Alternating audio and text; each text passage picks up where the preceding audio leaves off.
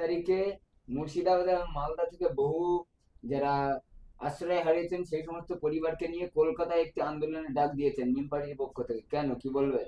তার কারণ হলো 2019 থেকে মালদহ মুর্শিদাবাদের মানুষ তাদের জায়গা জমি ঘর সব চলে আছে গঙ্গার তলে।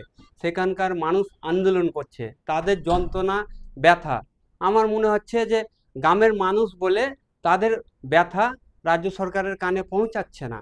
তো দিদি একটা কথা বলেছিল মুর্শিদাবাদে যে অকাপ নিয়ে আন্দোলন করতে হলে দিল্লিতে যে আন্দোলন করো। তো আমাদের রাজ্যের এখন জমি জায়গা সব চলে যাচ্ছে, এটা তো আমাদের রাজ্যের প্রবলেম। তো আমরা কলকাতায়, আমরা রাজ্যের রাজধানী কলকাতায় আমরা আন্দোলন করছি যেন দিদিদের ঘুম ভাঙে। আমাদের ভোট, আমাদের ট্যাক্স নিয়ে সরকার গদিতে বসে আছে, কিন্তু গরিব মানুষের জন্য এই সরকার ভাবছে না।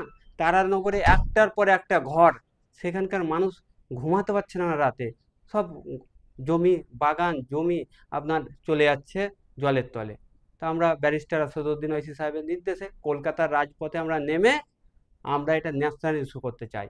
কেন্দ্র আহ, রাজ্যকে দেখাচ্ছে, রাজ্য কেন্দ্র দেখাচ্ছে, মাঝে গরিব গরিব আমরা মানুষের দেখেছিলাম রাজ্য সরকারের পক্ষ থেকে কোনো রকম ত্রাণ যায়নি, সেক্ষেত্রে মিম পার্টির পক্ষ থেকে কয়েক হাজার মানুষকে আমরা ত্রাণ এবং নতুন পোশাক এবং মেডিসিনের ব্যবস্থা করেছিলেন এবং তাদের আশ্বাস দিয়েছিলেন যে তাদেরও কিছু করে দেখাবেন। এটাই কি সেটা?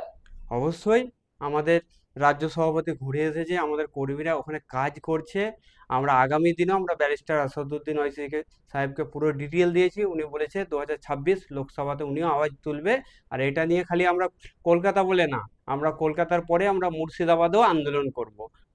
আমাদের চলবে এই আন্দোলন যতদিন না যে সব পরিবারের ঘর গেছে তাদেরকে সরকার সাহায্য না করলে। মূলত মালদা মুর্শিদাবাদে যে বারবার যে গঙ্গা এবং পদ্মা ভাঙন হচ্ছে তার কারণে কোনো রকম সুরাহা হচ্ছে না কেন?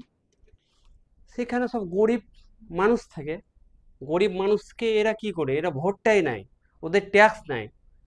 কলকাতায় আমরা দেখেছি বৃষ্টিতে জল, কিছু এলাকায় জল জমাতে সবারে মানে বিরোধী দলের নেতা এবং শাসক দলের তাদের মানে কি একটা হয়ে গেছে এরকম ব্যাপার। 4 ঘন্টার মধ্যে সব ঠিকঠাক। কিন্তু 4 বছর থেকে মুর্শিদাবাদের মানুষ, লালগোলার মানুষ, তারা যেভাবে আন্দোলন করছে সরকারের কোনো ঘুমই ভাঙছে না। আপনার নাম আর পরিচয়? Asadul Sheikh, Murshidabad district president.